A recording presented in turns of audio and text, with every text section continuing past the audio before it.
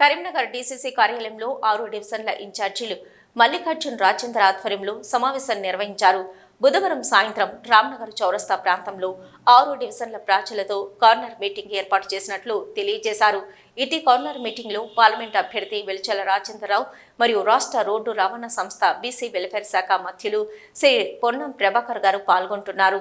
కావున పట్టణ ప్రజలు పాల్గొని ఇటు సమావేశాన్ని విజయవంతం చేయాలని పిలుపునిచ్చారు.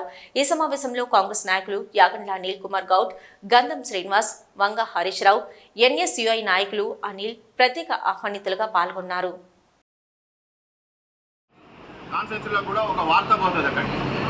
అంత పెద్దగా చేయాలి. మనం వచ్చిన అభ్యర్థి కూడా పొన్నం ప్రభాకర్ గారు కూడా అరే ఏంటి ఇది ఇంతగానో అభిమానం ఇంతగానో ఆమె ఏంటని చెప్పేసి మన మీద ప్రత్యేక దృష్టి పెట్టేటట్టు రేపు కాబోయే మనకు అవసరాలకు కానీ మన కాబోయే మున్సిపల్ ఎలక్షన్ కానీ కార్పొరేషన్ ఎలక్షన్ కానీ కూడా ఇక్కడ ఈ ప్రజలు మాకు బాగా చేశారు కాబట్టి మాకు గెలిచిన తర్వాత ఆ రిజల్ట్ బట్టి మనకు ప్రత్యేక గౌరవం దొరకాలని నేను మీ అందరికీ నేను తెలియజేస్తున్నాను. తప్పనిసరిగా ఇది మన ఎలక్షన్ అనుకోండి, మనమే నిలబడమని.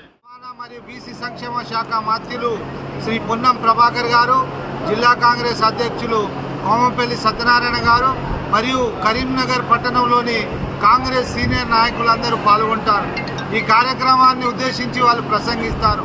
దయచేసి యావత్తు రామ్నగర్ ఏరియాలోనే ఉన్నటువంటి మంకమ్మ తోట, శ్రీహరి నగర్, రామ్నగర్, విద్యానగర్, పద్మనగర్ నివాసులైన ప్రజలారా మీరందరూ కుర్మవాడ నుంచి విచ్చేసినటువంటి అందరికీ స్వాగతం తెలియజేస్తాం. రేపు జరగబోయే పార్లమెంట్ ఎన్నికల్లో కాంగ్రెస్ పార్టీకి మీ అందరి మద్దతు ఇవ్వాలని, మీరు ఇచ్చే మద్దతు దేశం కోసం ఏదైతే నరేంద్ర మోడీ పరిపాలనలో జరిగినటువంటి నిత్యావసర వస్తువుల ధరలు కానీ అనేక ఇబ్బందులు కానీ వారిచ్చిన వాగ్దానాలు